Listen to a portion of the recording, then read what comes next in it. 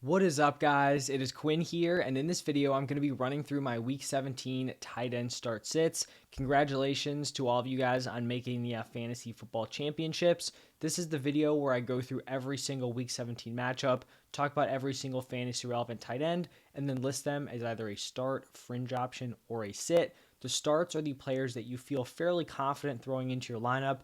Obviously, tight end pretty much is a crapshoot week to week, so the confidence level probably is wavering unless you just, have Travis Kelce. But, these are the players that you generally feel pretty confident in. The fringe options, these are going to be your back end tight end ones, your high end tight end twos. You don't feel fantastic about playing them, but, you could do worse. And then these sits, these are the guys, obviously, that you want to be keeping on your bench. If you guys enjoy the content, hit that like button, subscribe to the channel. It really does help me out a ton. And then if you guys have any fantasy questions, if you drop it down below, I will make sure to respond back to every single person.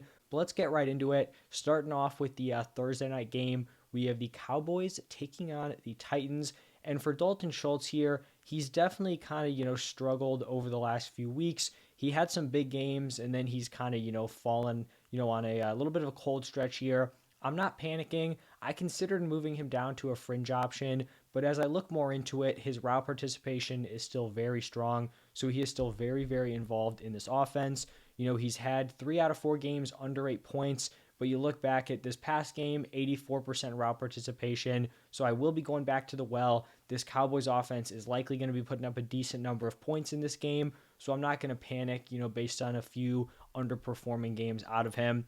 On the other side for the Titans, with Malik Willis at quarterback, it basically just kills any pass catcher's fantasy value. I liked guys like Okonkwo, Treylon Burks when Tannehill was quarterback. With Tannehill out, Malik Willis in, just can't, even be thinking about starting any of these guys.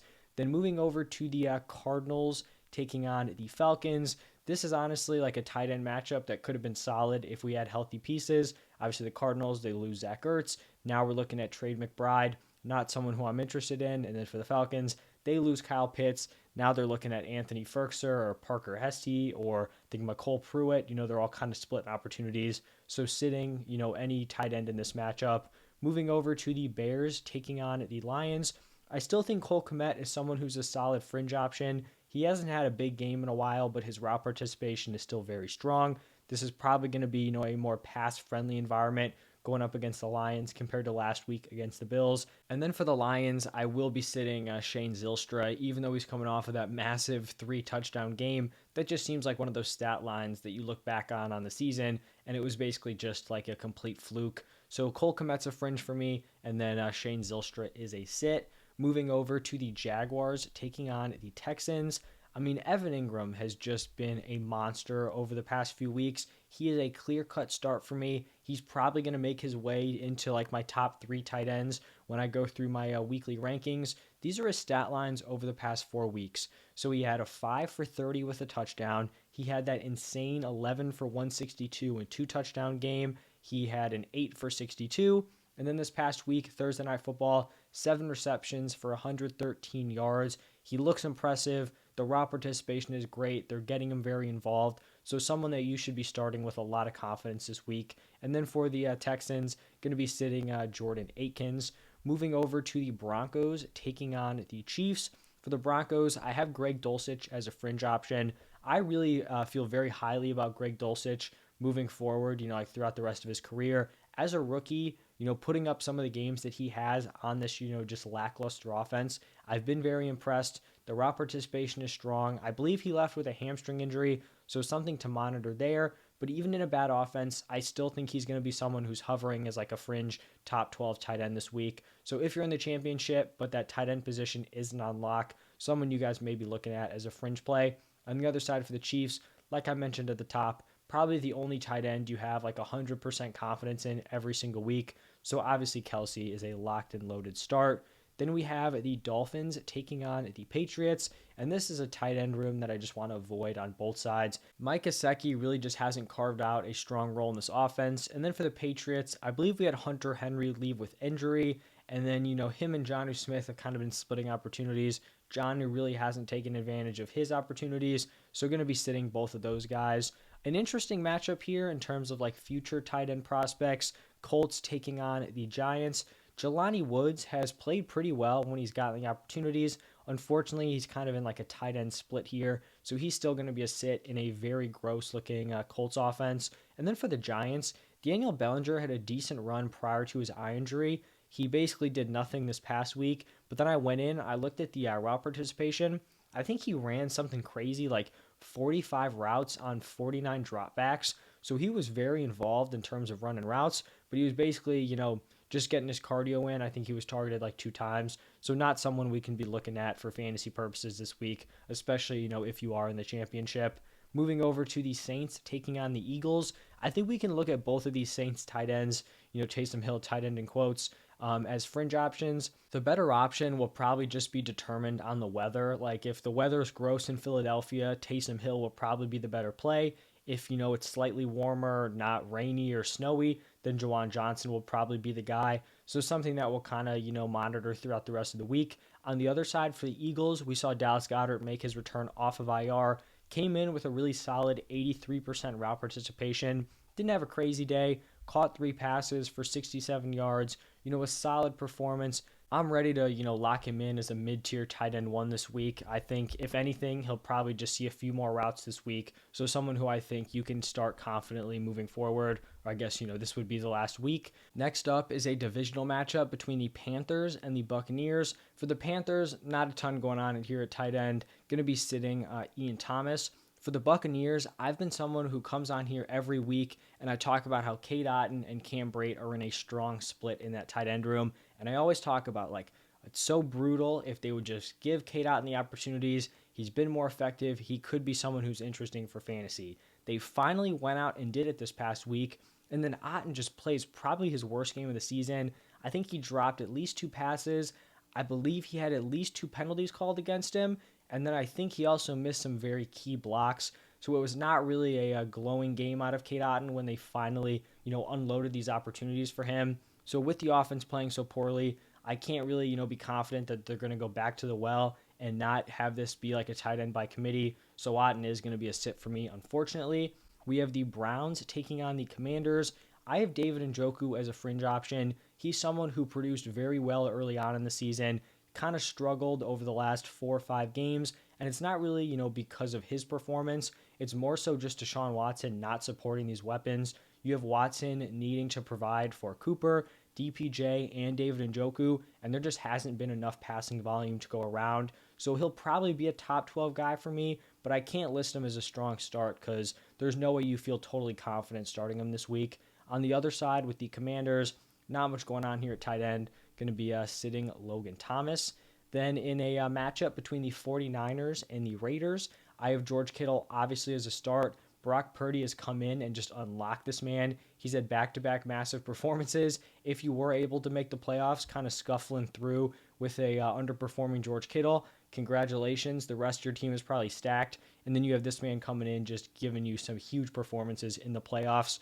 For the Raiders, I have Darren Waller as a fringe option. And it may seem weird to have him as a fringe option because he didn't have a terrible game. He caught 4 passes for 58 yards. I believe he was actually the Raiders' leading receiver, but he actually did not see a usage bump from Week 15. He returns in Week 15. He doesn't play a crazy number of snaps. He's kind of in a tight end by committee with Foster Moreau. And personally, I was willing to buy into him because I thought he would just kind of jump back up in usage. That did not happen. He only had a 49% route participation, which for a supposedly a stud tight end like Darren Waller, that is very, very poor. We saw Foster Moreau play 15 more snaps. So I just don't know if we can trust Darren Waller to actually see that bump. We don't know how close he is to 100%. Plus you factor in the fact that they're going up against this 49ers defense. He'll probably be a top 12 guy for me, but definitely not someone who's just like a total lock in your lineup, even though the game he had wasn't terrible. Next up is the Jets taking on the Seahawks. Jets continue to use a committee at tight end, sit Ozama, and then sit Tyler Conklin. On the other side with the Seahawks, I'm going to have Noah Fant as a sit. I think he saw a slight increase in his route participation, but this is still a Seahawks team that is just not unleashing him. Also, the possibility of Tyler Lockett returning. He's just not someone where if you're in the playoffs, I would not want to be seeing him in my starting lineup. Moving over to a divisional game here between the Vikings and the Packers.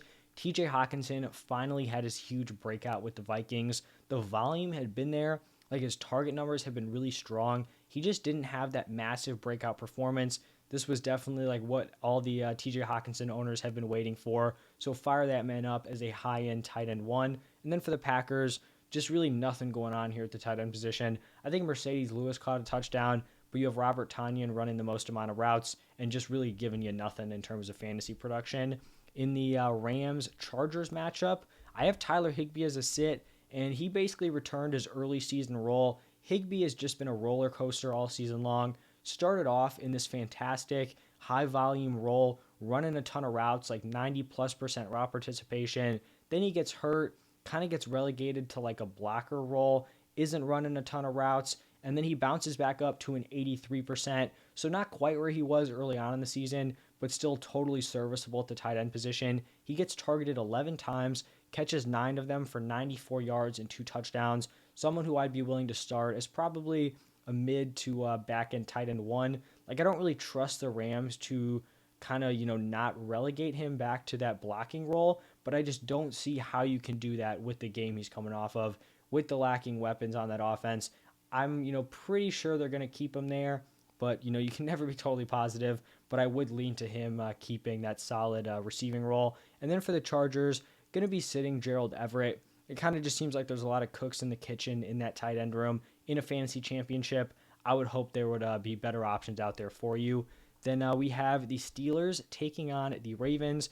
Pat Freiermuth with a strong bounce back game, so he's going to be a start for me. For the Ravens, Mark Andrews continues his very disappointing stretch here.